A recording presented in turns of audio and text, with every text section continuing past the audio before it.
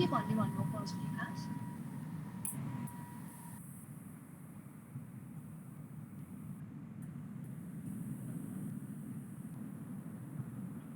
तिम्रो अलि sound disturb छ भनेको।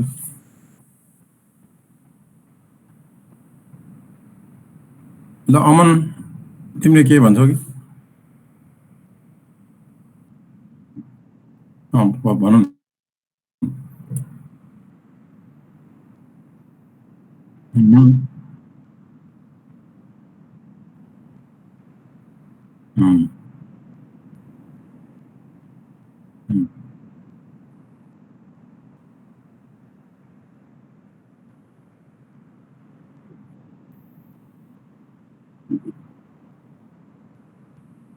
Very good. Yes, Aman has clear vision. अब यसमा चाहिँ तिमीले भन्यौ नि त अब यो जुन रेजिस्टेन्स डायोडहरु किन राखेको होला भाइ सर्किटमा?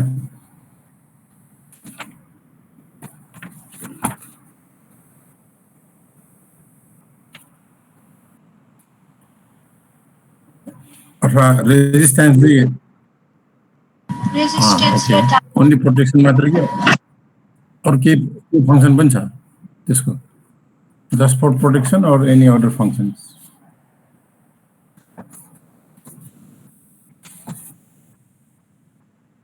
रेजिस्टेन्स डायोड प्रोटेक्सनको लागि नै राखेको हो।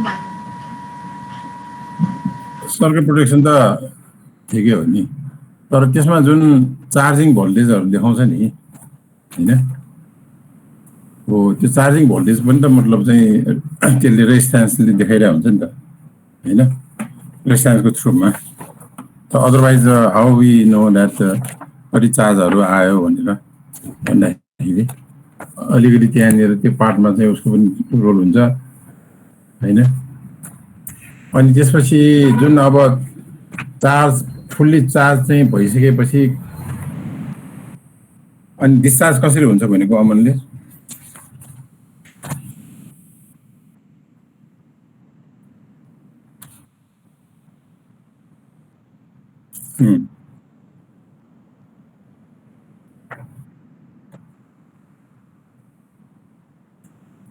ल ठीक छ त्यहाँनिर। ल ठीक छ, अहिले मोटामोटी अब कन्सेप्ट त क्लियरै छ हैन। अब बुझ्नु पनि पर्छ यो, किनभने खास बेसिक सर्किट डायग्राम हो हैन। अब यसमा भन्नु पर्दाखेरि अब यो डिफिब्रिलेटर के को लागि भनेर अहिले अमनले भनिहाल्यो हैन। नर्मल कार्डियक रिदमलाई चाहिँ रिस्टोर गर्न, नर्मली रिस्टोर गर्न जब कार्डियक फिब्रिलेसन भएको कन्डिसनमा, र कार्डियक फिब्रिलेसन भनिन्छ। अब त्यसमा एउटा अटो ट्रान्सफर्मर छ हैन, दैट डिटरमाइन्स द भोल्टेज। त्यसमा त with the capacitor is charge. So variable auto transformer चाहिँ के डिटरमाइन गर्छ त? That is voltage to the capacitor is charge. अब चार्ज पनि अब फुल चार्ज हुनु पर्यो। अब सिरिज रेजिस्टेन्स छ आर हैन, which limits the charging current. अनि चार्जिङ करेन्ट लिमिट गर्यो भने प्रोटेक्सन पनि भइहाल्यो हैन। अनि त्यो मात्र होइन कि resistor, that resistance also helps to determine the time necessary to achieve a full charge on the capacitor.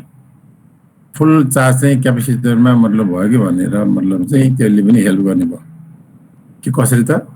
Time necessary. अब जब मतलब चाहिँ स्विच नम्बर अथवा पोजिसन नम्बर 1 मा छ तब त्यो बेला चाहिँ चार्जिङ मोडमा आयो। अब डाक्टरले, क्लिनिशियन, फिजिशियनले चाहिँ and that electrodes, through electrodes त्यो चाहिँ कहाँ राख्छ त? बडीको सर्फेसमा राख्नु पर्यो हैन।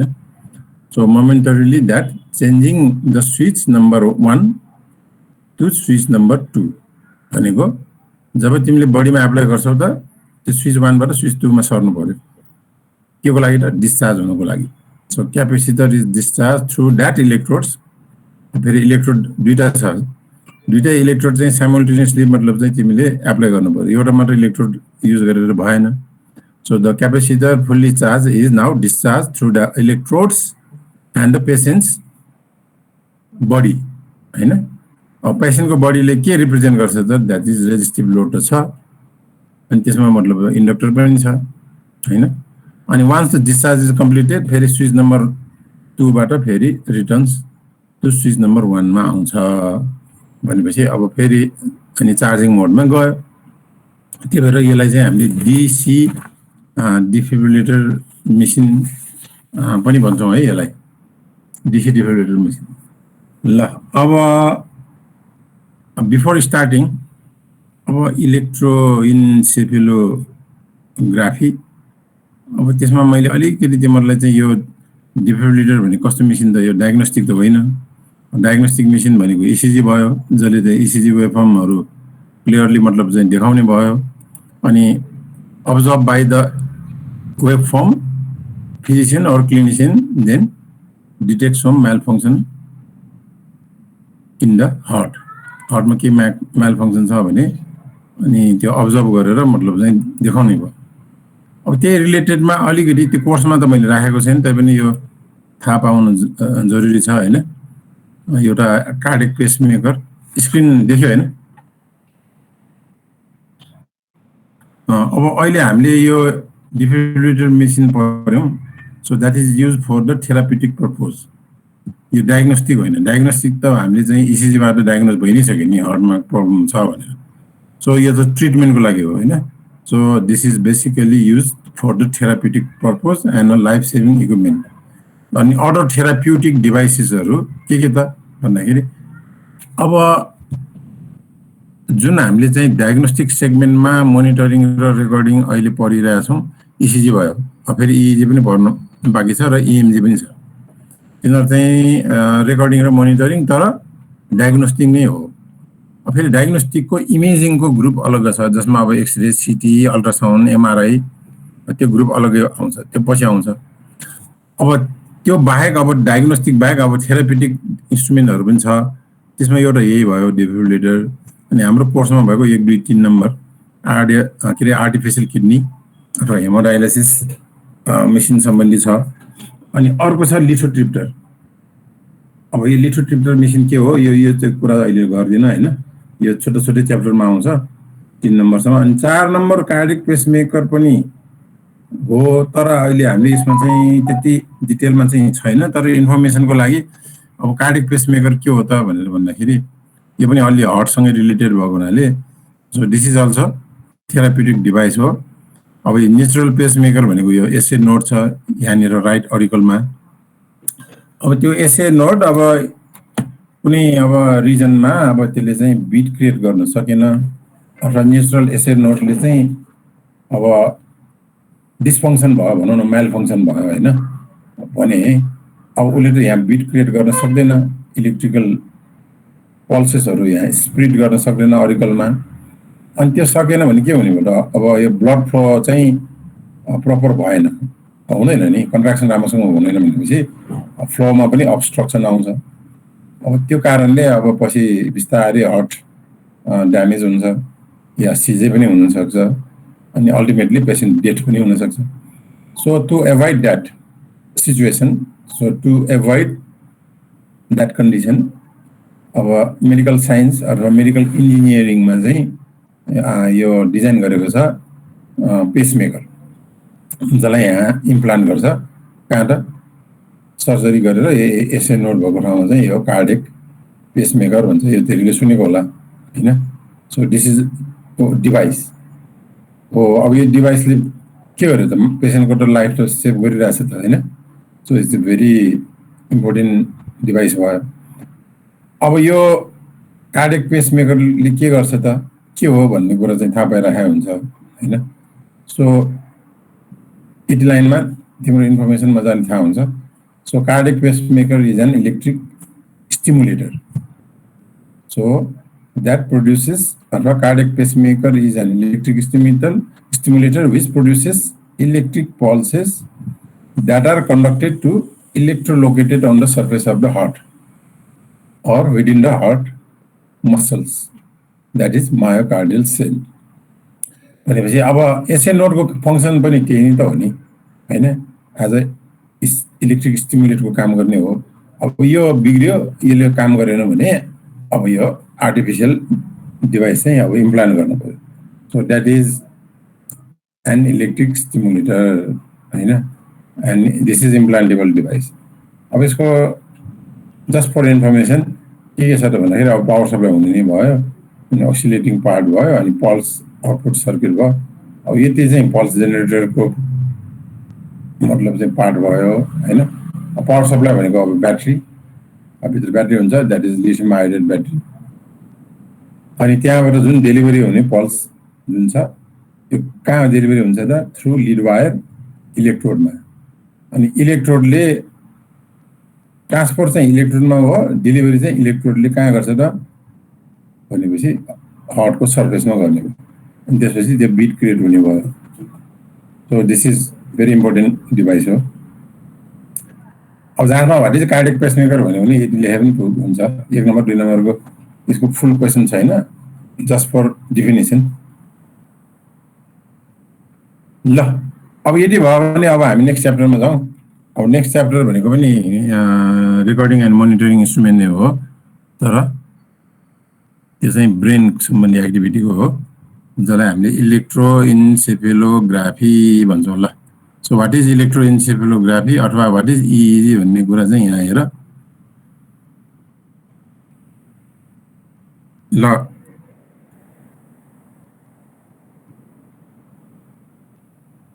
ल पहिला यसो एक्चुअली हेर्नु, एउटा नीलो कलरमा छ, अर्को कालोमा छ, अनि यो पिङ्कमा छ.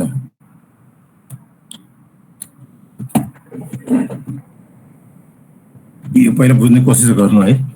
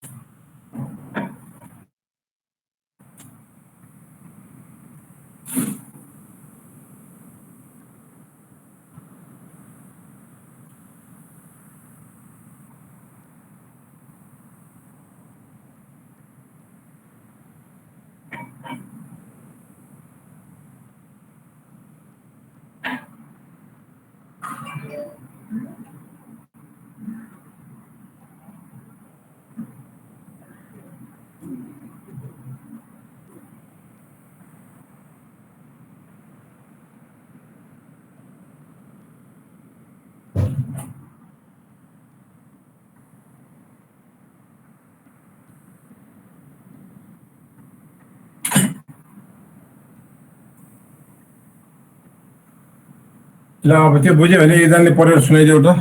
अमन पर पर.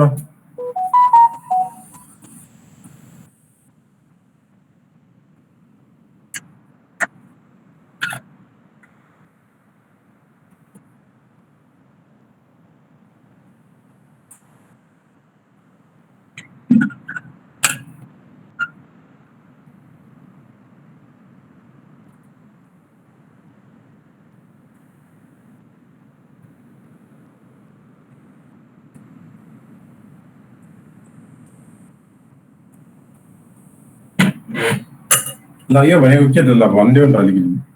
डिफाइन यसलाई एक्सप्लेन पनि गरिदेऊ.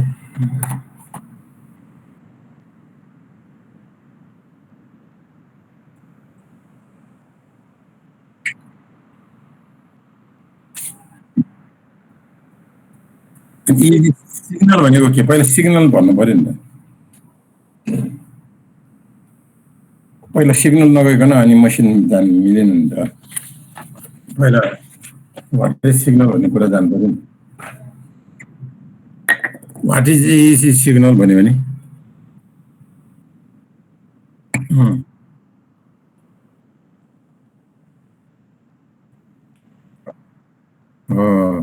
ओके. ल ठिक छ ठिक छ, थ्याङ्क यू.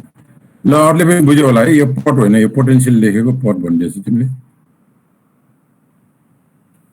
यो चाहिँ सिग्नल और पोटेन्शियल भनेको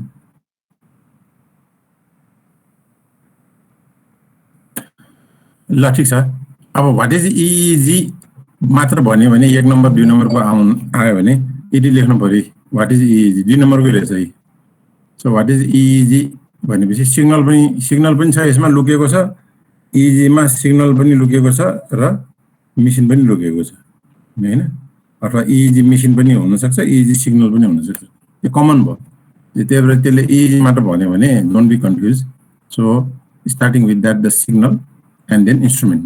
So recorded graphical representation or graphical representation भने पनि हुन्छ. So recorded graphical representation हैन यसलाई अलिकति लामै लेख्यो भने यस्तो उयो भने पनि हुन्छ है ल the recorded graphical representation of any biopotentials.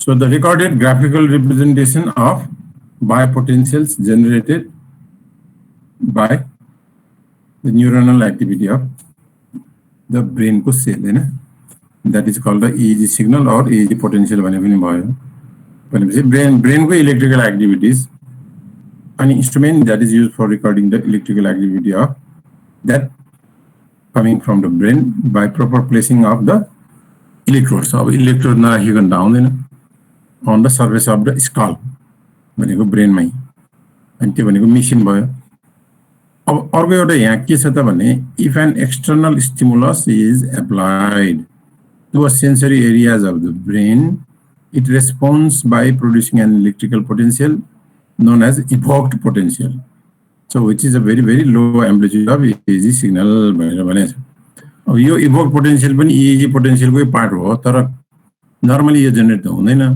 कुन बेला जेनेरेट हुन्छ त भन्दाखेरि हाम्रो ब्रेनलाई चाहिँ एकदमै स्टिमुलेट गर्यो भने एकदमै हाइली स्टिमुलेट गर्यो भने जस्तै अब तिमी एकाग्र भइरहेको टाइममा चाहिँ कसैले डाङ मतलब चाहिँ आवाज निकालेर चाहिँ तिमीलाई तर्सायो भने so you will be very scared हैन so at the time your sensory area of the brain will be more alert and then it responds by producing some deep electrical potentials. यसलाई हामीले evoked potential भन्छ तर अलदेखि भनौँ न गहिरोदेखि आउने पोटेन्शियललाई अब कसैले तिमीलाई नोइजले डिस्टर्ब गर्यो हैन भने पनि तिम्रो अब ब्रेनको एक्टिभिटी चाहिँ कुनै फर्ममा चाहिँ तिमी डिस्टर्ब हुनु पर्यो के सो त्यो टाइममा चाहिँ evoked potential will be generated भनेको which is very low amplitude ल अब डेफिनेसन यति हो अब यसमा चाहिँ मेन पार्ट भनेको मेजरमेन्टको पार्ट अब measurement part is very important अब किनभने अब मेजरमेन्ट गर्छौं तर मतलब डिस्टर्बेन्सेसले चाहिँ नोइजले चाहिँ हामीलाई राम्रो मेजरमेन्ट गर्न दिइरा हुँदैन के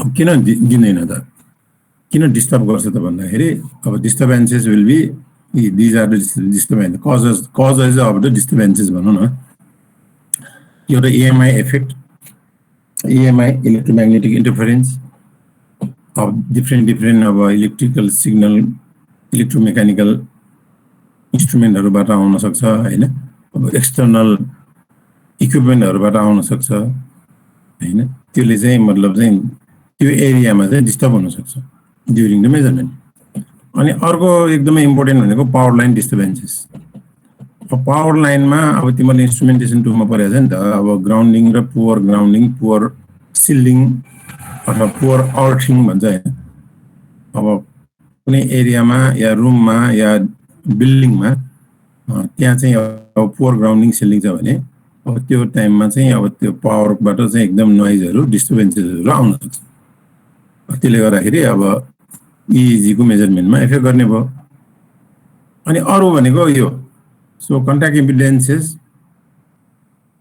भनेको हाम्रो इलेक्ट्रोडमा जुन हामीले चाहिँ प्लेसमेन्ट गर्छौँ हाम्रो स्कल्पमा, त्यसमा चाहिँ के हुन्छ त, स्किनले चाहिँ कन्ट्याक्ट इम्पिडेन्स चाहिँ नोइज प्रड्युस गरेको हुन्छ। सो कन्ट्याक्ट इम्पिडेन्स नोइजेस भनौँ यसलाई।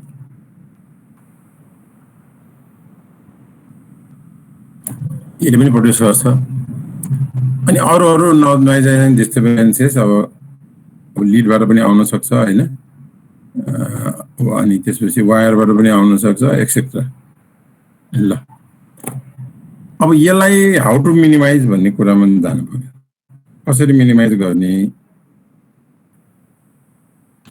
भनेपछि अब तिम्रो त इलेक्ट्रोनिक्समा पहिला पढेछ, एडभान्स इलेक्ट्रोनिक्समा या त्यसमा के अरे अब तिम्रो एम्प्लिफायर डिजाइनहरू केमा पढेछ याद छ?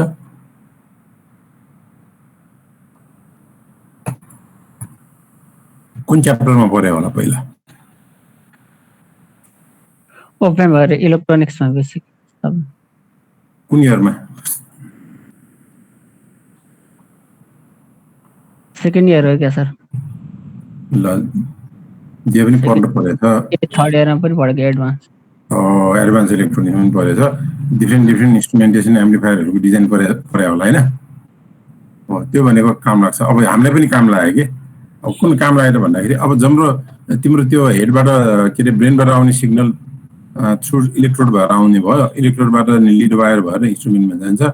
तर त्योभन्दा अगाडि अब त्यो सिग्नल नोइज यो सबै चिजहरूलाई चाहिँ अलिकति मिनिमाइज गर्नलाई, नोइज एन्ड डिस्टर्बेन्सेसलाई चाहिँ अलिकति तिमीले चाहिँ कन्ट्रोल गर्नलाई भन्नु पर्यो होइन।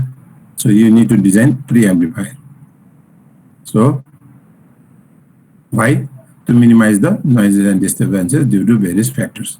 दिज आर द फ्याक्टर्स होइन। अब यसको डिजाइन फिचरहरू अब सबैले थाहा छ।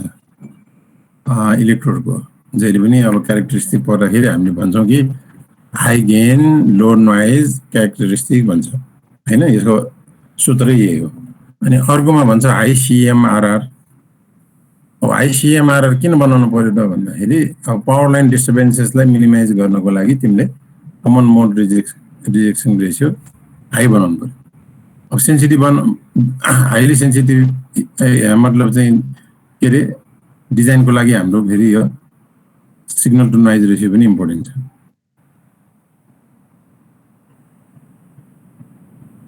अनि अर्को भनेको अनि high volume of input impedance. अब high volume of input impedance चाहिँ हाइली मतलब चाहिँ तिमीले हाई भोल्युममा दियो भने के हुने भयो त, कन्ट्याक्ट इम्पिडेन्स चाहिँ अलिकति मिनिमाइज गर्न सकिन्छ। So these are the features of the selection of the pre amplifier. अथवा प्री एम्प्लिफायरको डिजाइन भनेको हामीले इन्स्ट्रुमेन्टेसन एम्प्लिफायरमा जानु पर्यो। अब इन्स्ट्रुमेन्टेसन एम्प्लिफायरमा पनि डुएल इन्स्ट्रुमेन्टेसन एम्प्लिफायरको डिजाइनमा जानु पर्यो। त्यो भयो भने अनि हाम्रो यो चिजहरू छ जुन छ यसलाई हामीले मिनिमाइज गर्न सक्छौँ। कम्प्लिटली अब रिड्युस नगरे भने समहाउ वी क्यान मिनिमाइज। ल त्यस्तो बनाउन सक्छ त डिजाइन? ल गरौँ त क्लासमा पहिलाको सम्झेछ भने। सम्झना होला नि होइन? बनाउनु पर्ने हो dual instrumentation amplifier. Design of dual instrumentation amplifier.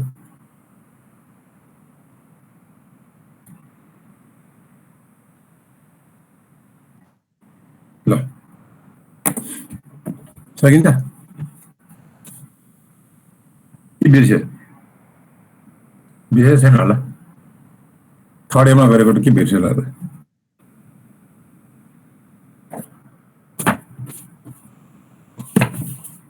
खै त चुप्पो लाग्यो त? एकचोटि ट्राई गरे हुन्छ नि।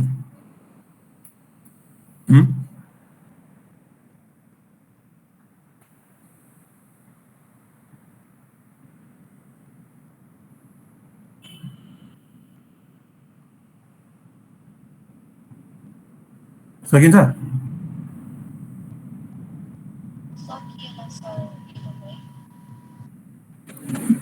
Do you remember or not?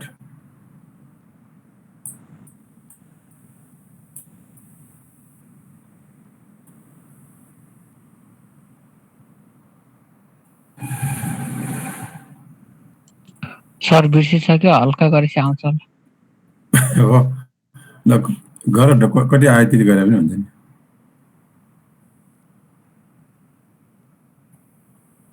हाँ?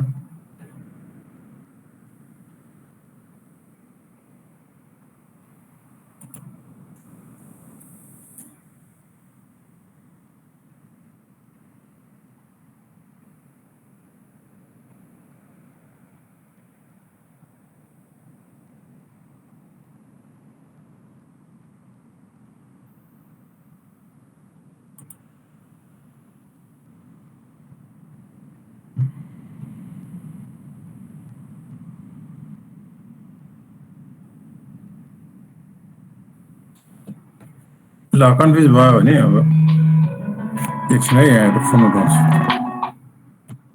हेलो, नमस्ते अडिलजी, भन्नु न।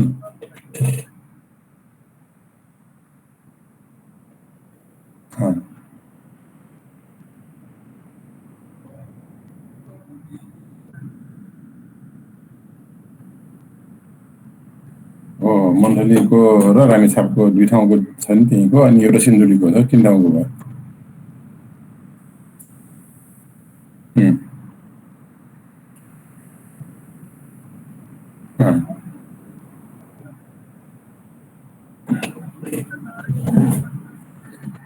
होइन म कहाँ आएको तपाईँ कहाँ मैले पठाएन र?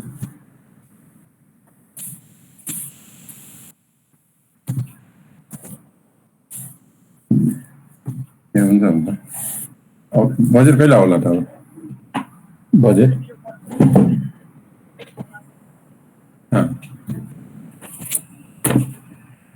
ए त्यसमा सबै खुला होला, त्यो सिटीमै छ होला सबैजना, होइन?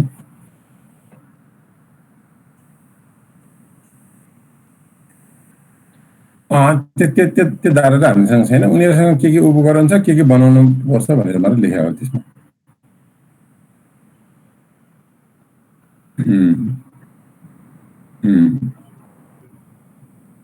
ए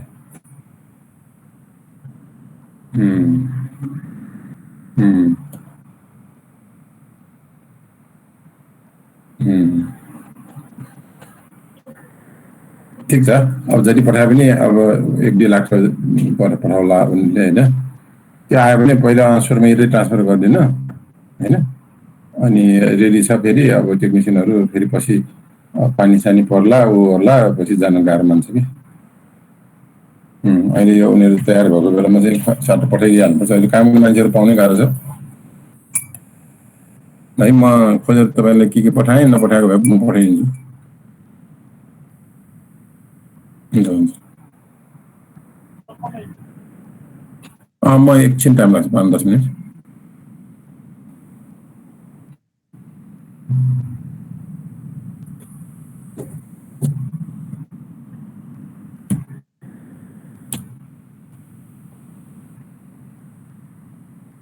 ल यस्तो हो, सम्झ्यो? अब ट्राई गरेको भए ट्राई पनि गरे होला, अब ट्राई नगरेको भए यही हो। सम्झो रहेछ? यस सर। अब यसमा इनपुट यो डुएल भनेको यो हो, एउटा फेस ए एउटा फेस बी भयो, त्यो बेला यसलाई डुएल इन्स्ट्रुमेन्टेसन एम्प्लिफायर हुन्छ, होइन? अब यो तिम्रो इनपुट यहाँबाट लिनु पर्यो, अनि तिमीले अब यो भ्यालु त अब नराख्दा पनि केही फरक पर्दैन, अब क्यालकुलेसन गर्दाखेरि हामीले गरे हो, खास डिजाइन मात्र थाहा पाउनु पर्यो। अनि अरू यो आइसी यो भयो अर्को आउटपुटमा, अनि सिधै गएर यो चाहिँ फिल्टरमा जाने भयो है।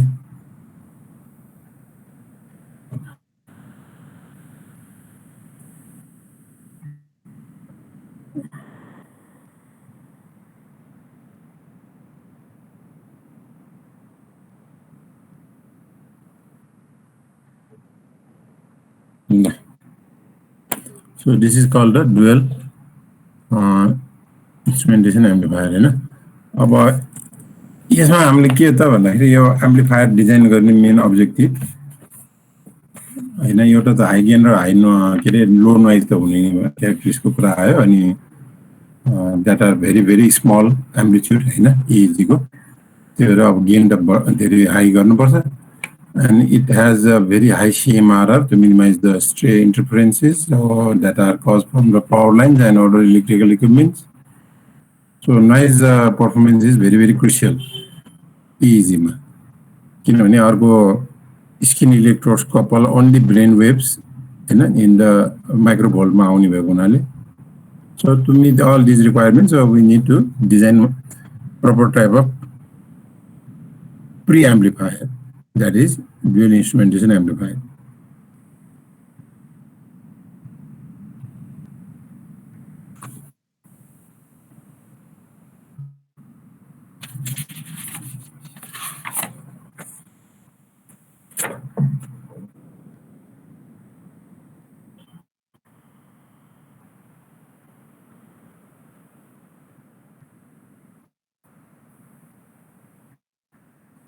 अब यसमा नोइज भन्छ हैन अब नोइज स्किनबाट आउने नोइजले चाहिँ मेडिकल भाषामा चाहिँ के भन्छ आर्टिफ्याक्ट्स भन्छ है अब जस्तै मसल आर्टिफ्याक्ट भनेको मसल नोइज स्किन आर्टिफ्याक्ट भनेको स्किन नोइज हैन सो आर्टिफ्याक्ट चाहिँ एकदम कमन युज गर्छ उनीहरुले सो इजी कन्टेन मसल आर्टिफ्याक्ट्स हैन ड्यू टु कन्ट्र्याक्सन अफ अब हाम्रो स्काल्पको मसल स्काल्प भनेको यो माथिको पार्टलाई स्काल्प भन्छ हैन so due to that scalp muscle अब यो पार्ट हार्ड पनि छ नि त हाम्रो ECG मा चेस्टमा हुन्छ चेस्टको मसल अथवा चेस्टको स्किन भेरी सफ्ट हुने भयो सो EEG को चाहिँ कम्प्यारेटिभली भेरी हाई हार्डमा जाने भयो so that muscle artifacts due to contraction of this muscles so this artifacts भनेको EEG बाट मसल्स बाट आउने that are very large अब यो आर्टिफ्याक्ट्स लाई चाहिँ अब जनरली हामीले रिमुभ पनि गर्न सकिन्छ यो हाम्रो आउने आर्टिफ्याक्ट लाई सो अब यो पासबाट प्री एम्प्लिफायरबाट हामीले कहाँ पास गर्छौं त फिल्टरमा हैन सो लो पास फिल्टरहरुमा चाहिँ अब डिजाइन गर्दाखेरि that artifacts are removed generally removed using the low pass filters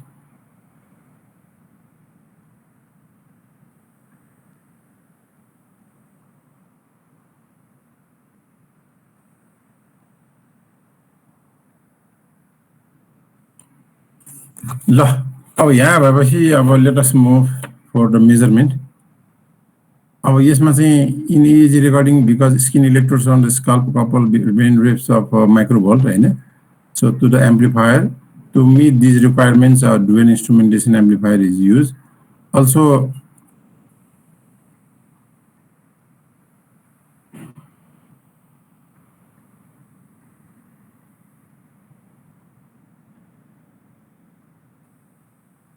यो अब यो अघि नै माथि भनेको कुरा हो pre amplifier that is EEG must have high gain low noise भइसक्यो EEG potential are very small in the amplitude and amplifier must have very high CMRR to minimize stray interference signal from the power lines and other electrical equipment to meet these requirements dual instrumentation amplifier is as a pre-amplifier is designed हैन यो माथि पनि भइसक्यो यो एउटा कुरा हो अब यसमा रेकर्डिङमा जाउँ अब रेकर्डिङमा जाँदाखेरि अब बाइपोलार र मोनोपोलार भन्ने रेकर्डिङ छ हैन अब पहिला यो मोनोपोलारमा जाउँ अनि त्यसपछि बाइपोलार तिमीले यहाँ गर्न सक्छ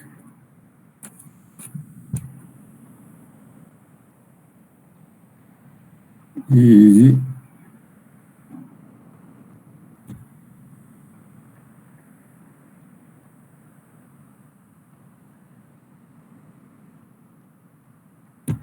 ल EEG रेकर्डिङ टेक्निकमा चाहिँ एउटा चाहिँ मोनोपोलार ल मोनोपोलार एकचोटि पढ त एक number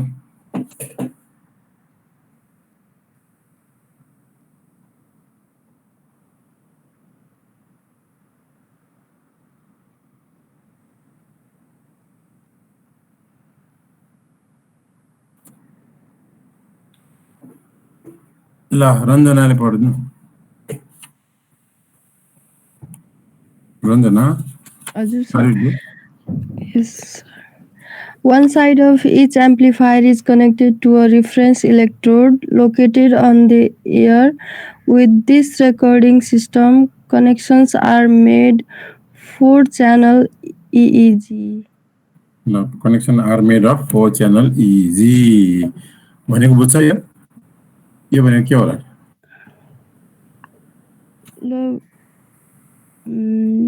One side of each amplifier. Connection कसरी गर्ने भन्ने छ त्यहाँ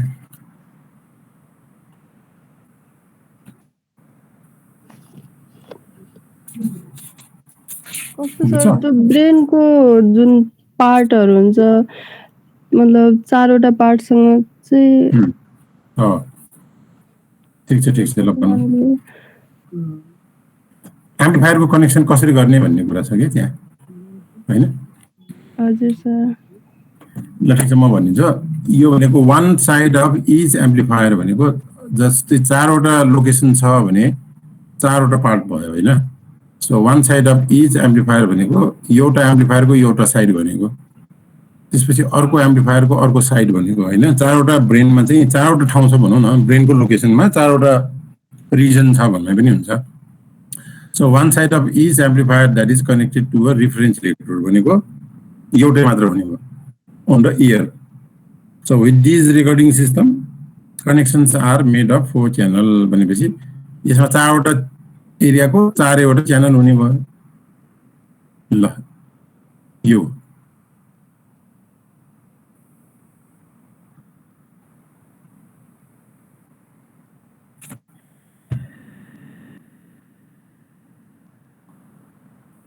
रेकर्डिङ चाहिँ यस कनेक्सन यो कनेक्सन डायग्राम यो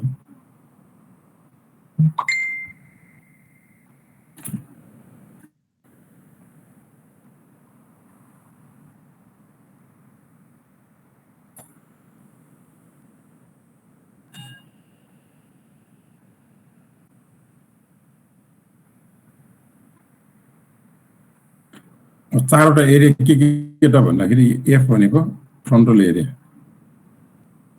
फ्रन्टल रिजन भनौं न फ्रन्टल रिजन अनि पी प्याराइटल रिजन अनि यो ओ अक्सिपिटल रिजन भयो अनि यो टी चाहिँ टेम्पोरल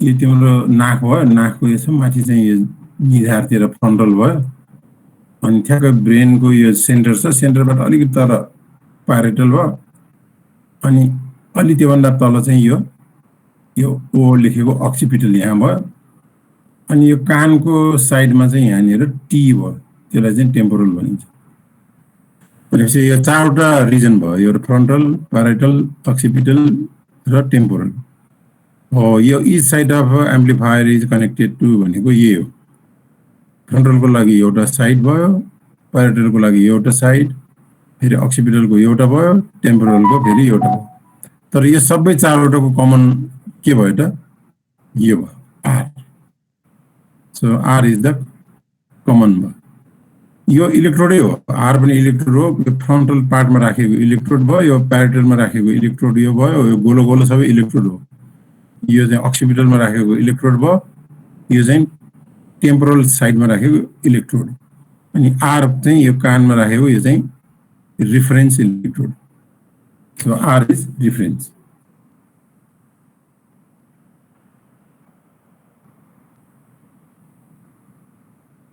यो चाहिँ रिफरेन्स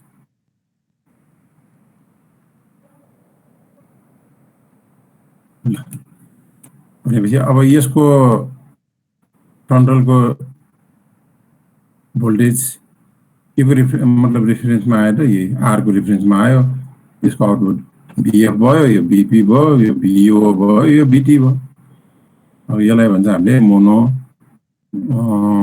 पोलर रेकर्डिङ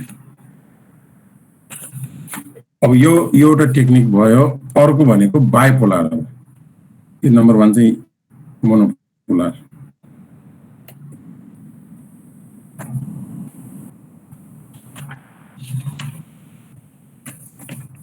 अब बाइपोलरमा हामीले कसरी कनेक्सन गर्ने त भनेर भनिन्छ। अब यहाँबाट यो डटेड पार्ट हेरेर यो फ्रन्टलबाट हामीले पछि सुरु गर्यौं प्यारेटल, यहाँ आयो। प्यारेटलबाट पछि सुरु गर्यौं अक्सिपिटल, डट डट डट भएर अक्सिपिटलमा आयो। और अक्सिपिटलबाट फेरि अनि पछि सुरु गर्यौं टेम्पोरल, त्यही भएर यो डाइरेक्सनमा आयो कि म्यापिङ गर्दाखेरि तिम्रो यो डाइरेक्सनमा आयो। यहाँ गयो, यहाँ गयो, यहाँ गयो।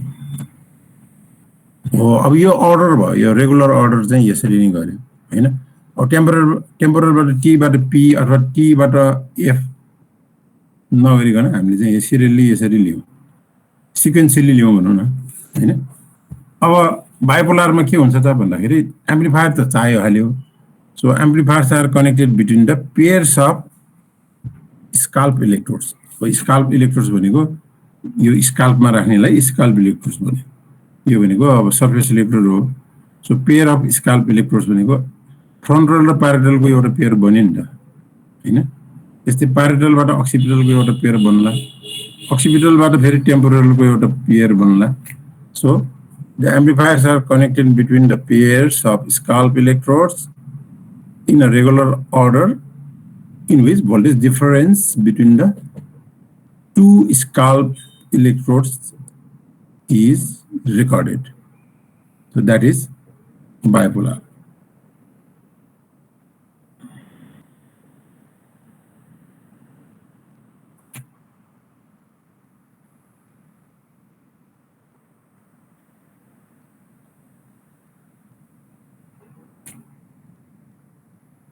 ल अब यो ड्र गरेर देखाउ यो क्लास वर्क। अब 2 नम्बर बाइपोलर चाहिँ यो the amplifiers are connected between the pairs of scalp electrodes in a regular order in which the voltage difference between the two scalp electrodes recorded. So draw bipolar recording 2 number आउने भयो। ल यो class work है।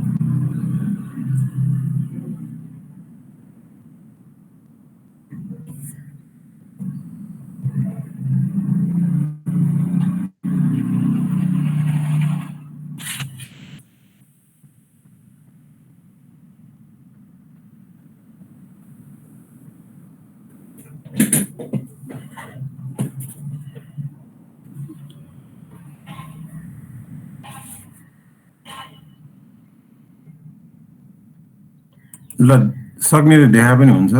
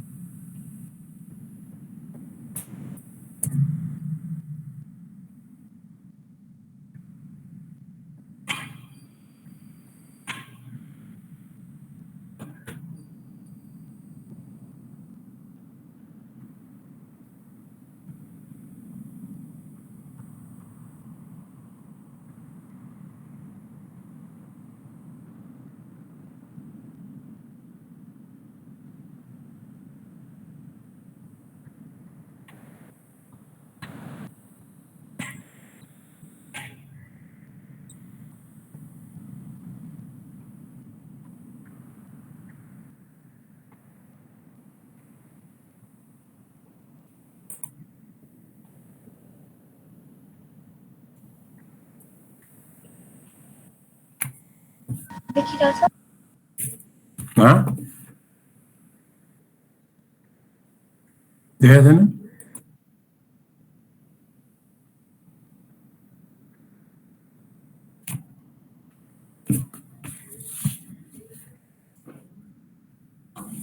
सक्यो हो हजुर sir देखाएको खोइ त देखिएन एकछिन है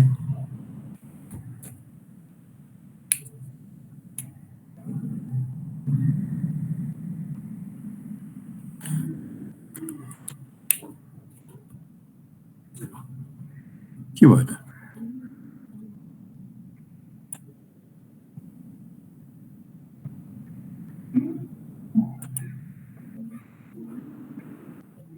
देखियो कि देखेन कोही भन न त्यो सबै चुप लाग्छ है छैन अघि देखेको थियो अहिले छैन त्यही त अहिले अघि देखिरहेको छ मैले चाहिँ यही बिचबाट गर्न खोजेको हो अब ए अहिले त मैले देखेँ त देख्नु त हजुर ल सर अर्को चाहिँ मैले भर्खर देखेको हो तर मिलेन त्यो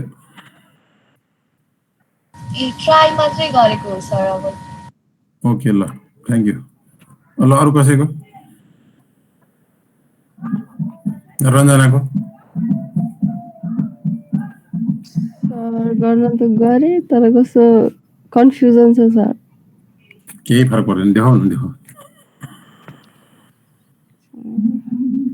अहिले सिक्ने त हो प्र्याक्टिस हुन्छ तिमीहरूलाई जाँचमा झन् ल सर देखाइयो न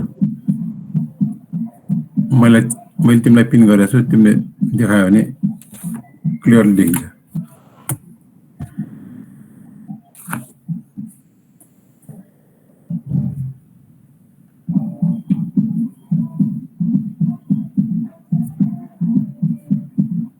खै त के आएन तिम्रो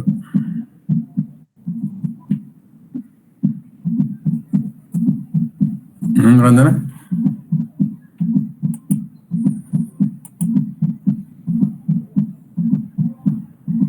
आएन रञ्जना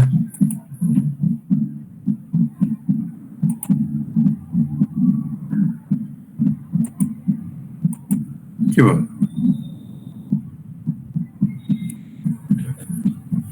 ल रञ्जनाको पनि के गडबड भयो जस्तो के आवाज आएन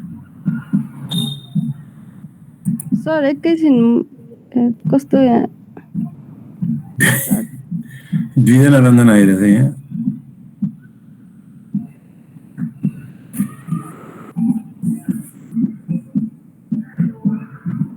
तलपट्टि छ तिम्रो मैले अलिअलि त देखेँ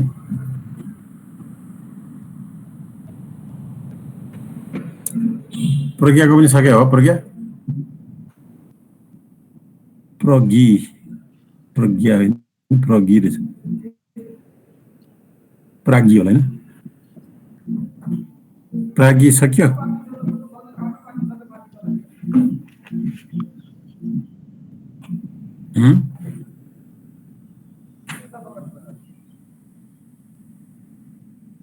रञ्जनाको मिल्नु त मिल्छ जस्तो छ अहिले तलको ग्यालेरीमा बसिरहेछ तिम्रो सर देखिरहेछ हो देखिन चाहिँ कस्तो त्यो काटिँदो रहेछ मोबाइलबाट त्यो प्रेजेन्ट गर्न खोज्दा पुरै काटिन्छ ठिक छ मैले तिम्रो देखाउन खोजेको मैले बुझिसक्यो ठिक छ ल थ्याङ्क यू अरू कसैले सुमन लामी छ नि तिम्रो ए सुमन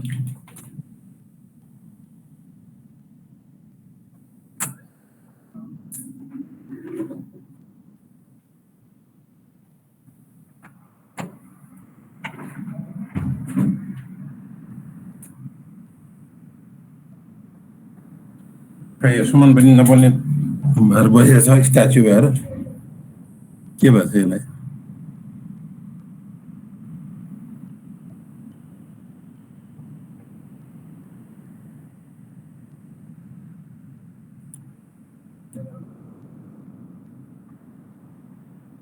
शिरा छ तुलाधर तिम्रो सक्यो हो खै छैन क्या हो खालि 9 मा त देखिरहेछ मैले सचिन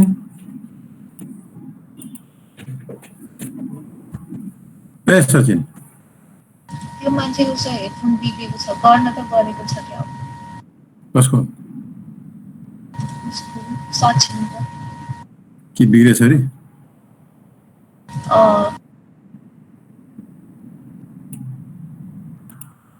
ल अरू एकजनाको हेरौँ है त ल प्राज्ञी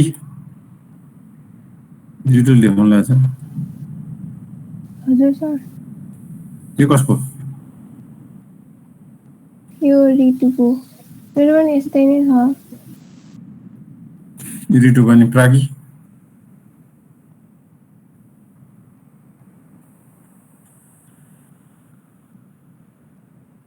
तिमी पनि देखाउने हो प्रागी ल देखाऊ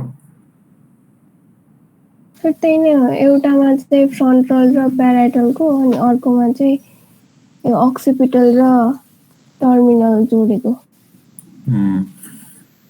ल ट्राई गर्यो गर्न चाहिँ अब ठिकै छ मैले अब ऱ्यान्डमली हेरेँ होइन अब अलि प्र्याक्टिस होस् भन्ने खोजेको हो होइन प्र्याक्टिस त गर्दा राम्रै हुन्छ मैले त्यो अघि कसको त्यो रञ्जनाको सानो देखिरहेको थिएँ त्यसको मिलेको हो कि जस्तो लागिरहेको थियो सर ट्राई गरौँ एकचोटि फेरि परेन ल यो हो तिम्रो यो बाइपोलर रेकर्डिङ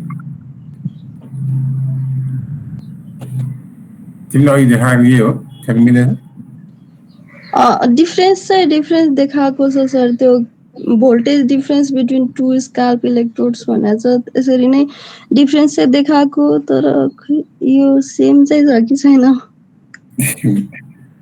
ल रिटु तिम्रो कहाँ बिग्रियो हेर त मैले त यसमा नै रेफरेन्स नै राखिदिएको थिएँ तर दुईटा सुझा यही उहरू रहेछ इलेक्ट्रोड्स तिम्रो एम्प्लिफायर त 4 वटा देखायो नि त तिमीले अनि 4 वटा कसरी हुन्छ 4 वटा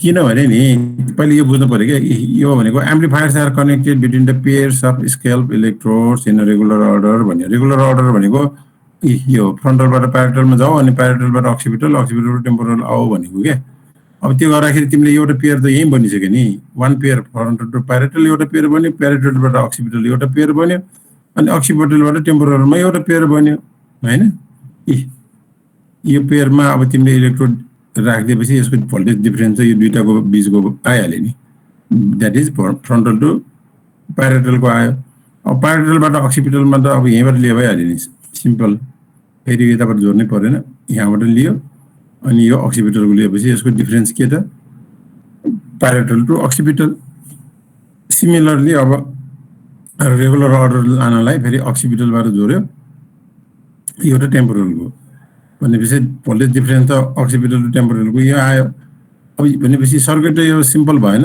मोनोपोलर भन्दा एकदम सिम्पल भयो नि त भयो भएन अनि त्यो लास्टमा एफ र टी चाहिँ एफ र टी को चाहिँ गर्नु पर्दैन परेन त्यो परेन हामीले यो अरे रिफरेन्स लियो भने त मोनोपोलर भइहाल्यो नि त्यही भएर त बाइपोलरमा गएको नि हामी रिफरेन्स लिँदाखेरि एउटा छान्नु पर्यो अब यसमा चाहिँ नछानिकन दुईटाको डिफरेन्सको पेयरको डिफरेन्स लियो भने अनि तिमीलाई चाहिँ यो मोर इजी भएन यही रिजन कभर भयो नि फ्रन्टलबाट टेम्पोरलसम्मकै रिजन कभर भयो यहाँ पनि अनि मोनोपोलरमा एउटा लिइरहँदाखेरि रिफरेन्समा सबैलाई कमन जोड्दाखेरि एम्प्लिफायर 4 वटा आयो यो 1 2 3 4 भन्दाखेरि यो सर्किट त धेरै योभन्दा लामो हुने भयो नि त होइन अब यस्तै डिफरेन्स त यताबाट पनि लिनु मिल्छ तर अहिले हामीले इक्जाम्पल गरेको यो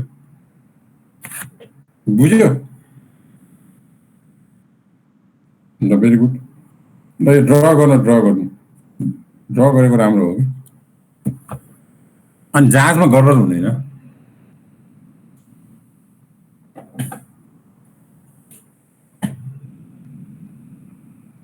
ल त्यसो भएपछि अब हामी यसको इन्स्ट्रुमेन्ट पार्टमा अब जाउँ। त्योभन्दा अगाडि चाहिँ एउटा रिडम कस्तो छ, यसको ब्यान्डहरू के हो भन्ने कुरा पनि थाहा पाउनु पर्यो होइन।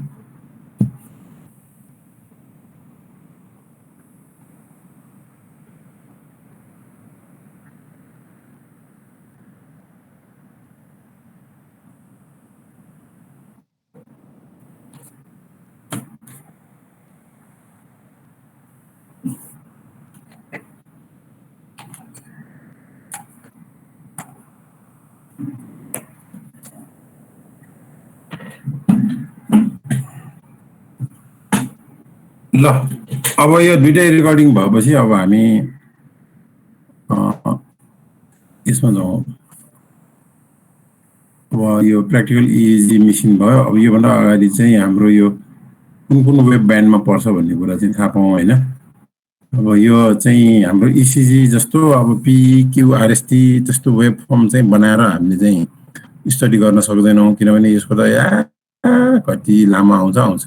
यसलाई कन्टिन्यू रेकर्डिङमा जाँदाखेरि अब त्यसमा इसिजीमा त के सजिलो भयो भने अब ब्लडको फ्लो 1 साइकल भएपछि त्यसपछि त्यो अर्को पनि केही रिपिट हुन्छ, सकिहाल्यो। अब यस्तो मतलब चाहिँ हेडक्वार्टर भयो ब्रेन भनेर त पुरै हाम्रो बडी के ह्युमन बडीको पुरै अब फङ्सनको हेडक्वार्टरले चाहिँ गाइड गर्ने भएको हुनाले अब त्यो एभ्री रेकर्डिङमा चाहिँ प्याटर्न रिकग्नाइज गर्न चाहिँ धेरै गाह्रो हुन्छ वेब फर्म। तर पनि यसलाई चाहिँ ब्यान्ड चाहिँ हामीले चाहिँ छुट्याइदिएको छ। त्यसलाई भन्छ अब अल्फा ब्यान्ड, बेटा ब्यान्ड, डेल्टा र थीटा। थीटा तल छ। पहिला यो दुईटा ब्यान्ड हेरौँ, 1 र 2। यो वेब ब्यान्ड चाहिँ अब अल्फा रिडम अथवा ब्यान्ड भन्छ होइन, बेटा रिडम। अल्फा र बेटा चाहिँ यो एडल्टहरूकोमा चाहिँ यो छुट्याएको छ, यो जसको फ्रिक्वेन्सी यो 8 to 13 हर्ज। अब मोर प्रोमिनेन्ट चाहिँ देखिने पार्ट भनेको प्यारेटल र अक्सिपिटल रिजनमा देखिने भयो। अब कुन बेला त भन्दाखेरि एकदम रिल्याक्स कन्डिसनमा अब सब्जेक्ट अथवा पेसेन्ट चाहिँ अब सुतिरहँदाखेरि भनौँ न होइन, अब पुरै स्लिपिङ कन्डिसनमा। अथवा अर्को के भने अब एनेस्थेसिया दिँदाखेरि अब पेसेन्ट अनकन्सियस हुन्छ, डक्टरले चाहिँ सर्जरी गर्नुभन्दा अगाडि पेसेन्टलाई अनकन्सियस बनाउँछ। त्यो टाइममा अब पेसेन्ट अनकन्सियस भयो भने उसको ब्रेन त एक्टिभ भयो नि हो। अब त्यो एक्टिभ ब्रेन भनेको केमा पर्यो त, अल्फा रिडममा पर्यो। So alpha rhythm also sometimes is called the indicator of anaesthetic during the surgery भनेर भनेको। त्यो एनेस्थेटिकहरूलाई चाहिँ मेन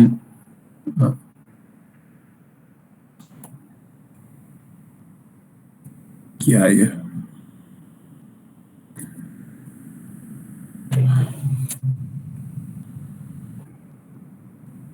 स्लो भयो। ल त्यसपछि यो जुन इन्डिकेटर अफ एनेस्थेटिस्ट भनेर यसलाई भनेको कारण के हो। अब यसलाई ब्लक गर्नलाई के गर्नु पर्यो त भन्दाखेरि अनकन्सियसलाई फुल्ली कन्सियसमा ल्याउनु पर्यो। अथवा तिमी स्लिपिङ कन्डिसनमा छ, अब राति सुत्यो, अब तिमीले चाहिँ निद्राबाट बिउज्यो भन्दाखेरि तिम्रो के भयो, यो ब्लक भयो, अल्फा रिडम ब्लक भयो। अनि यो चाहिँ बेटा रिडममा जान्छ। बेटा रिडम भने चाहिँ अब हाई फ्रिक्वेन्सीमा गयो 13 to 22 हर्ज। अब यो चाहिँ फ्रन्टलबाट प्यारेटल चाहिँ एकदमै एक्टिभ हुन्छ त्यो टाइममा। So that is seen best when a person becomes fully alert अथवा अल्फा ब्लक हुँदाखेरि बेटामा गयो। यो दुईटा हडलको भयो। अब यो अर्को दुईटा चाहिँ यो चिल्ड्रेनको छ, डेल्टा रिडम र थीटा। डेल्टा अब 0.5 to 4 हर्ज, यो चाहिँ अब न्यू बोर्न बेबिजहरूमा that is associated with normally sleeping कन्डिसनमै आउने भयो। So इसको फ्रिक्वेन्सी 0.5 to 4 हर्ज, भेरी लो।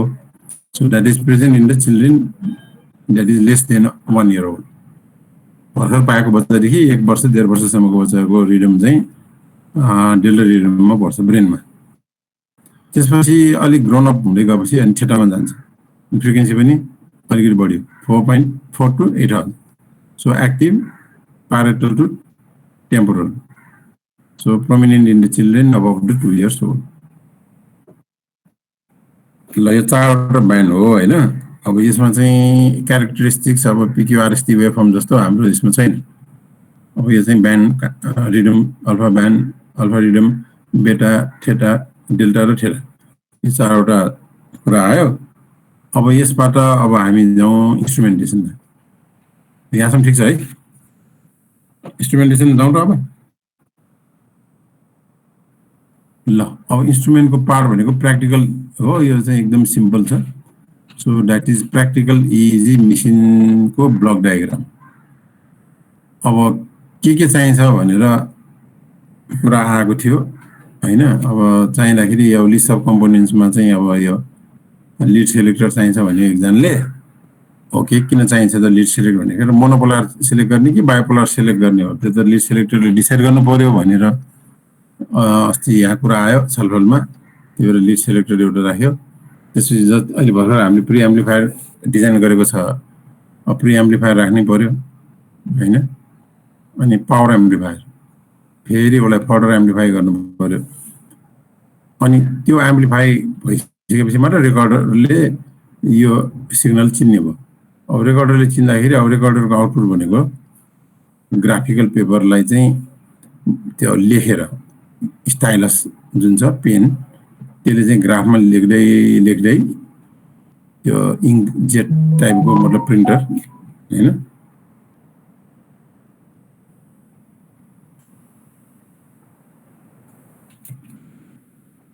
अनि त्यसपछि अनि यो ग्राफ पेपरमा त्यो वेभ फर्म प्लट हुँदै बाहिर आउने भयो।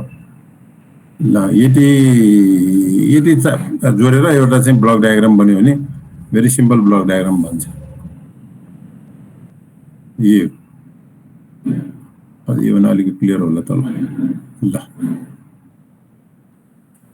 ल हेर्नु है यो राम्रोसँग।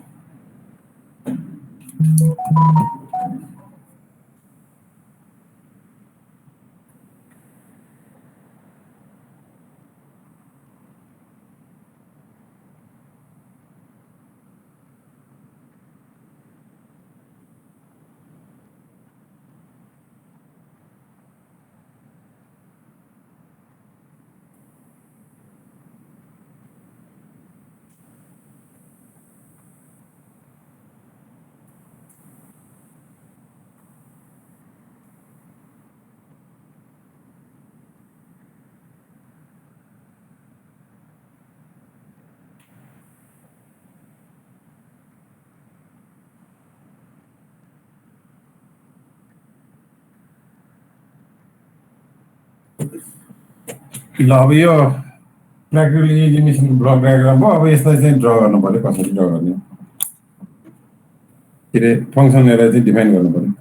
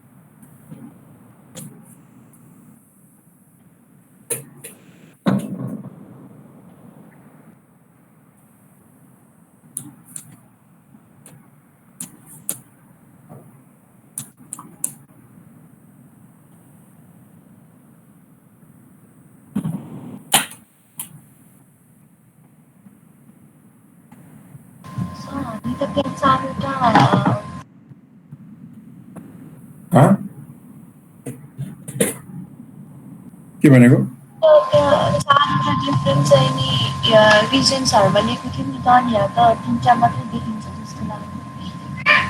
तिम्रो साउन्ड एकदम डिस्टर्ब आइरहेछ। के बुझिरहेछ तिम्रो के नमिलेको त्यहाँ? हामीले सो यो चारवटा लिएको थियौँ नि रिजन्सहरु भनेर अघि नै अहिले चाहिँ अब 3टा मात्रै देखिएको छ नि त अब त्यो यो डिफरेन्ट नै हो कि यो मान्छेको त्यहाँ टाउकोमा कि सेम हो कि के हो? इलेक्ट्रोड भनेको हजुर यो त खालि त्यहाँ यसलाई रिप्रेजेन्ट मात्रै देखाएको हो त्यो त्यसमा त अब यसमा डिटेलमा राख्नै परेन नि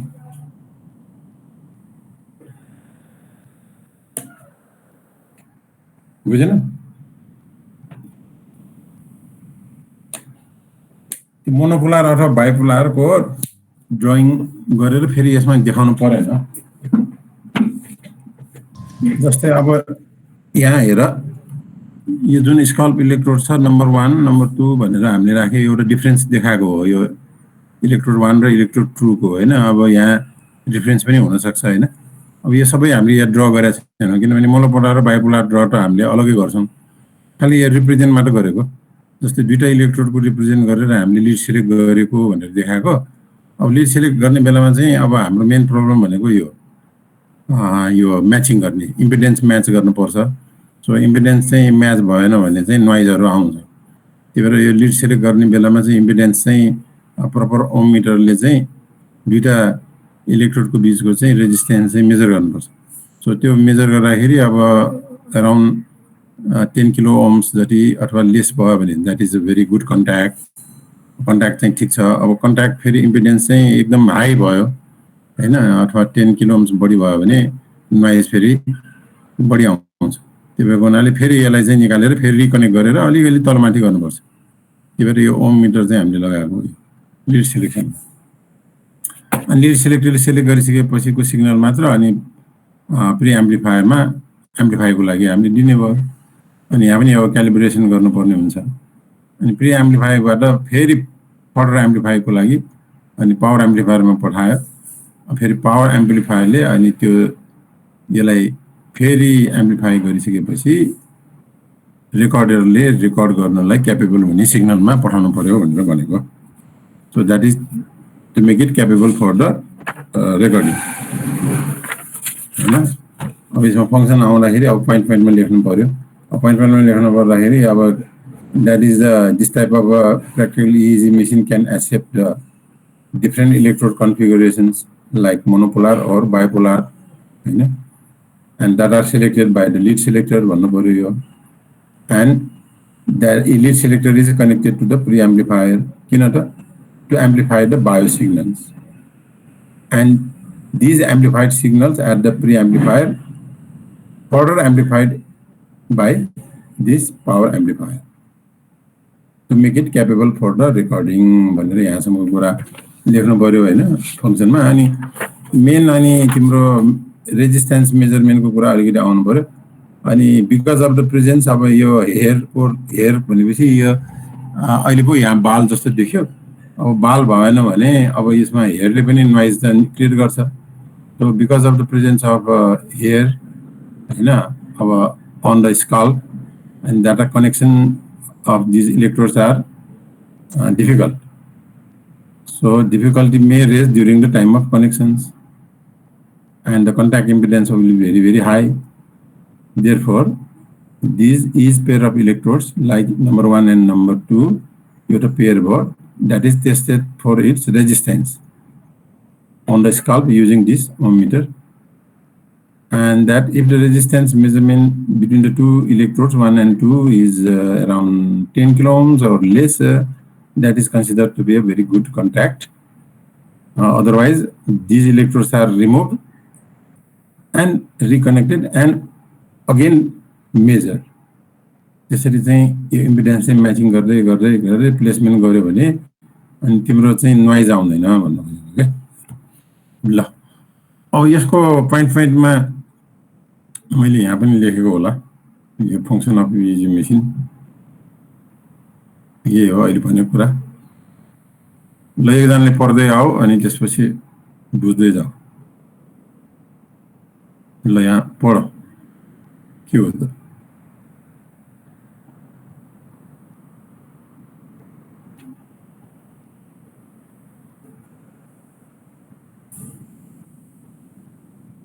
ल माथिबाट पढ एकजनाले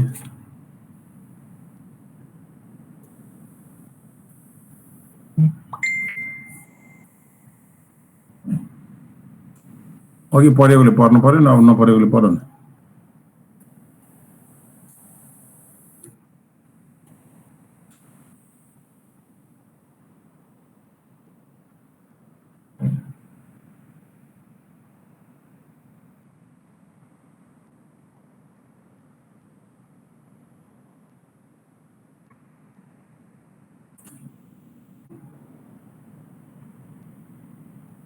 खै त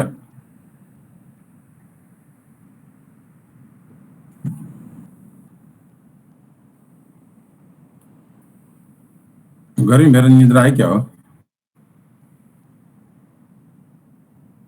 मेरोमा त लास्ट स्टक छ भन्नुभएको के भयो? तिम्रो त सुहाउने नैजाउँछ। अरू कोही छ भने पढ।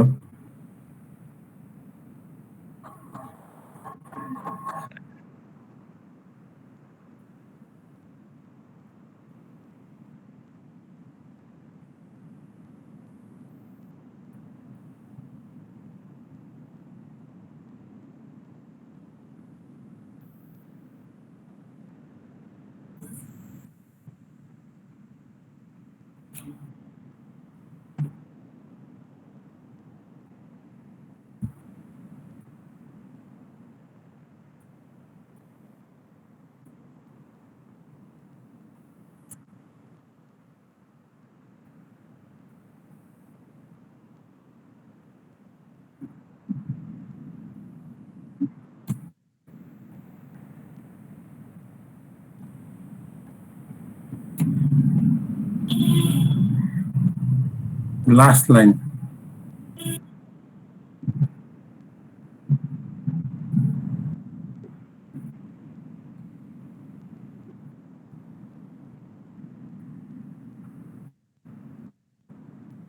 ल बुझ्यो नि होइन?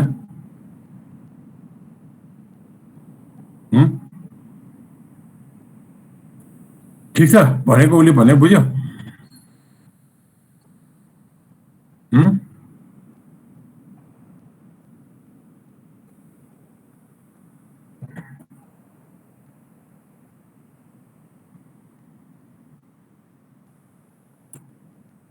नेटले गर्दाखेरि स्लो भयो हो कि? ठिक छ सर। ल के भनेको प्राज्ञ? ल भनिदियो त उसले।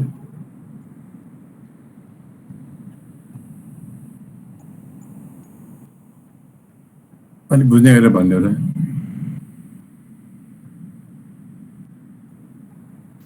सर त्यही फ्रन्टल प्याराइटल रिजनहरूबाट सिग्नल पठाएर अनि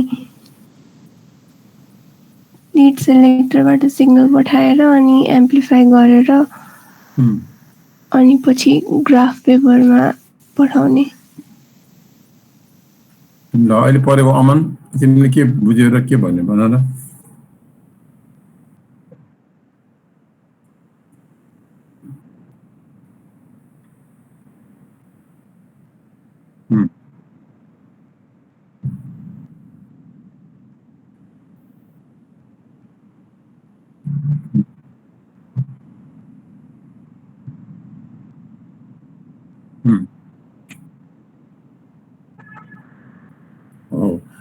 ल ठिक छ, यति कुरा बुझे पुग्यो यसमा।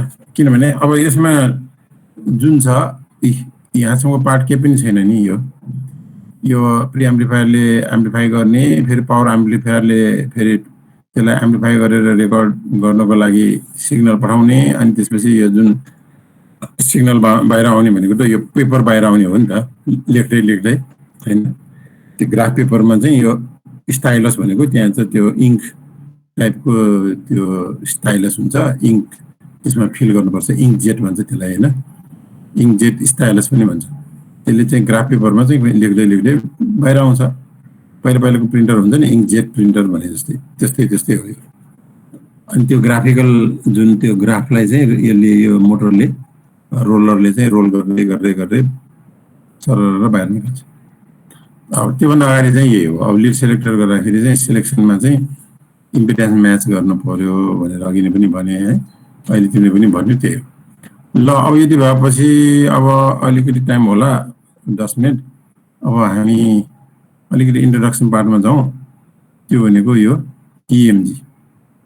अब EMG त्यति गाह्रो छैन, यो 2-3 नम्बरको 4 नम्बरको जति आउँछ होला, यसमा चाहिँ यो छोटै छ।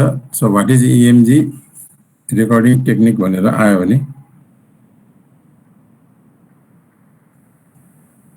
मैक्सिमम 5 नम्बरको आउँछ, त्यति लामो छैन। अब यो चाहिँ लास्ट रेकर्डिङ टेक्निक हो। अब ECG पर्यो, EEG आज पर्यो, अनि EMG अब यसमा अलिकति जति 10 मिनेटमा भ्याउँछ हेरौँ, अनि त्यसलाई फेरि कन्टिन्यू गरौँ होला।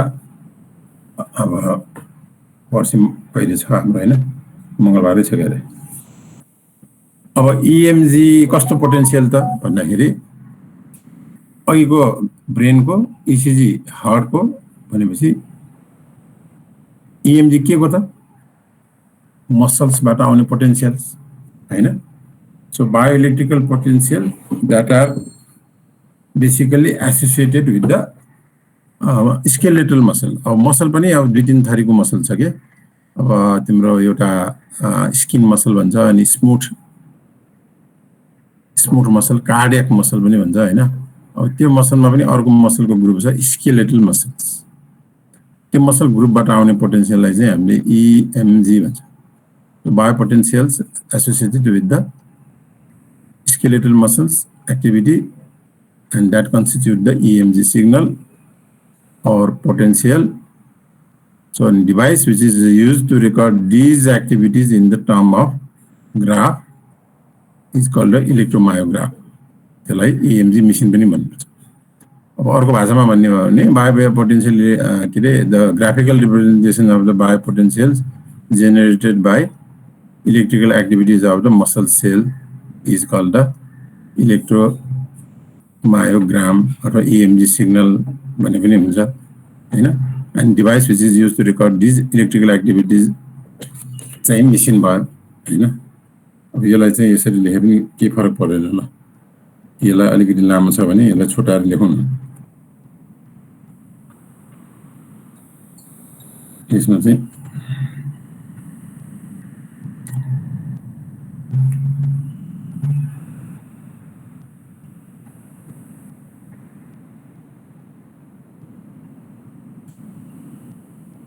the recorded graphical representation of biopotentials generated due to electrical activities of skeletal muscle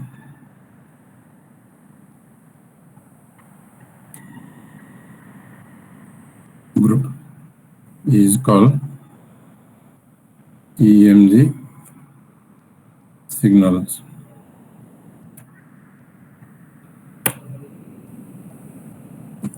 The recorded graphical representation of biopotentials is generated due to electrical activities of skeletal muscles group is called the EMG signals भन्ने पनि भयो हैन। त्यो अघिकै फर्ममा कुरा गर्दाखेरि अनि device चाहिँ EMG भयो। ल यो चाहिँ सिम्पल डिजाइन यो हो, यसको लामो छैन। यसमा अब जम्मा 3टा इलेक्ट्रोड राखेको छ। यो देखाएको यो मसल्सको भित्री पत्र देखाएको चाहिँ मसल्सको पनि भित्रको पार्ट देखाएको। यो बाहिरको चाहिँ यो सर्फेस हो।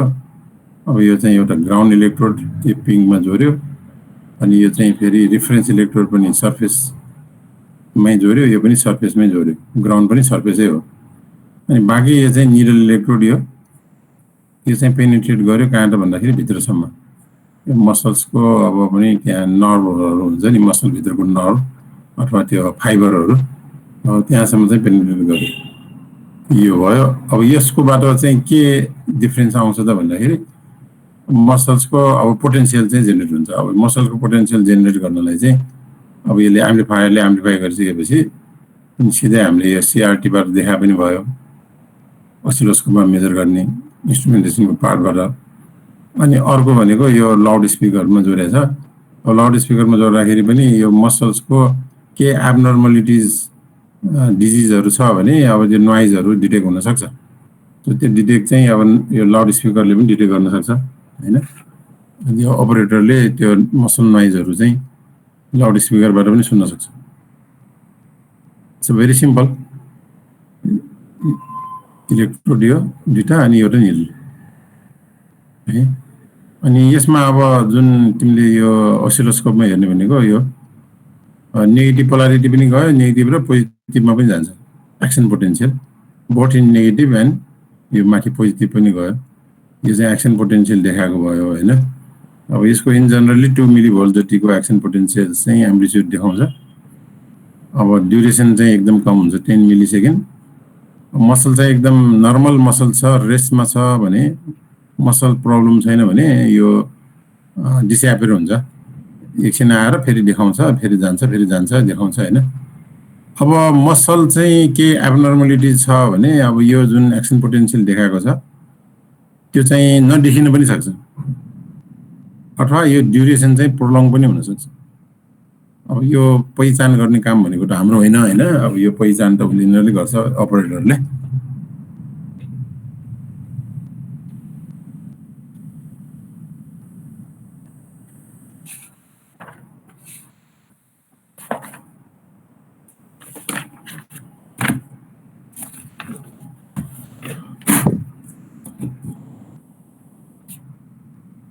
भयो यहाँसम्म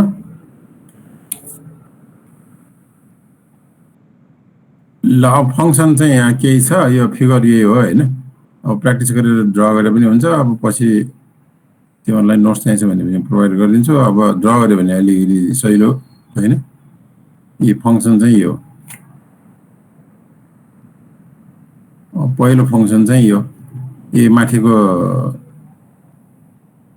के भन्छ फिगरलाई नै यसलाई चाहिँ डिफाइन गरिदिएको so operator applies the reference and ground electrodes to the subject माथि छ as shown in the figure भनेको माथिको फिगरलाई रिफर गरे हो है so operator applies the reference and ground electrodes to the subject as shown in the figure पछि उले यसको अरेन्जमेन्ट अपरेटरले गर्यो रिफरेन्स र यो ग्राउन्ड इलेक्ट्रोडको अरेन्जमेन्ट गर्यो त्यसपछि when भनेको यो अपरेटरै भयो when operator observes the oscilloscope यहाँ बाहिरको and also listens to the loudspeaker the needle electrode is quickly inserted into the muscle to be examined muscle कहाँनिर मतलब चाहिँ मसलको प्रब्लम छ भनेर पत्ता लगाउनको लागि अब कहीं सुन्नेको छ अब कहीं के रे त्यो अब प्यारालाइसिस जस्तो भएको छ ठाउँ हैन इन्डिकेट गर्छ नि त पेशेन्टले हो त्यो टाइममा उले यो रिफरेन्स र ग्राउन्ड इलेक्ट्रोडको प्लेसमेन्ट गरिसकेपछि अनि he will absorb this oscilloscope at the time of insertion of this needle electrode भनेर भने त्यहाँ हेर्दै needle electrode चाहिँ भित्रको सार्नु पर्यो पेनिट्रेट गर्नु पर्यो यहाँसम्म भयो and after insertion of the needle electrode that causes mechanical stimulation of the muscles so a small amplitude of the action potential will be seen on the oscilloscope and also that is heard from a loudspeaker and your needle electrode तिमीले बिस्तारै insert गरिसकेपछि के भन्यो भने अनि action potential generate भएको चाहिँ अनि तिमीले यहाँ देख्छौ हैन त्यसले चाहिँ अब मसलको मेकानिकल स्टिमुलेसन भयो भन्ने थाहा भयो अनि त्यसपछि यो एक्सन पोटेन्शियलको क्यारेक्टरिस्टिक्स कस्तो हुनु पर्यो त भन्दाखेरि so the character of this insertion और needle electrode potential that depends on the action potential and which will disappear within a few seconds if the muscle is at rest. यदि muscle चाहिँ normal छ रेस्टमा छ भने the character of the insertion potential will be disappear in few seconds or prolonged or absent insertion potential is a sign of muscle abnormalities भनेछ अब त्यो action पोटेन्शियलको duration चाहिँ prolong भयो या कम्प्लिटली एब्सेन्ट भयो भने मात्र अनि त्यो बेला चाहिँ मसल रिलेटेड केही एब्नर्मलिटी छ भन्ने इन्डिकेसन पायो अब्जर्भरले अथवा अपरेटरले and the normal range of the action potential will be around 50 to 2000 microvolt and the time range will be 1 to 10 millisecond सम्मको रेन्जमा पर्छ हैन अब यो टाइपको तिम्रो इन्स्ट्रुमेन्ट चाहिँ केको लागि हामीले डिजाइन गर्नु पर्यो त EMG केको लागि भन्ने कुरा आउँछ एउटा एप्लिकेसनको कुरा आउँछ यसमा so application will be this type of EMG instrument is used in the field of electrophysiological testing electrophysiological testing भन्नाले अब कुनै हाम्रो मसल सम्बन्धी चाहिँ एकदमै एक्टिभिटीहरु गर्न पर्ने छ हैन अब भनौं न मसल एक्टिभिटी बढी कहाँको हुन्छ त अब जस्तै अब आर्ममा होला लेगमा होला हैन अब त्यसमा तिम्रो थाइमा छ अब त्यो के हुन्छ त स्पोर्ट्स पर्सन या अब नर्मली एक्टिभ हैन छ भने के न के मसल सम्बन्धी चाहिँ प्रब्लमहरु फ्रिक्वेन्टली डेभलप हुन्छ डेभलप त फेरि स्पोर्ट्सम्यानहरुको त झन् डेभलप हुन्छ so it is also use in the physical medicine और स्पोर्ट्स मेडिसिन एन्ड रिहेबिलिटेसन अनि त्यहाँ पनि छ अनि also it is use for the teaching purposes electrophysiology टिचिङमा पनि यो काम लाग्ने भयो अनि सबैभन्दा काम लाग्ने भनेको to identify the muscle related disease or to study the different muscle related disease.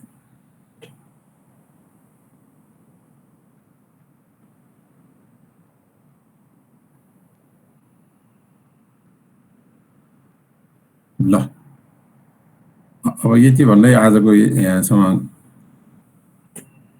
हो अनि त्यसपछि बाँकी अब अर्को इन्स्ट्रुमेन्ट चाहिँ पछि पढौँला यो एप्लिकेसन चाहिँ यही हो So what are the application of EMG भनेर पनि आउन सक्छ एक दुई नम्बरमा जोड्नेर so used in the field of electrophysiological testing and also used in the physical medicine and rehabilitation and clinical neurophysiology and neurology मा पनि युज हुन्छ and to study different muscle related disease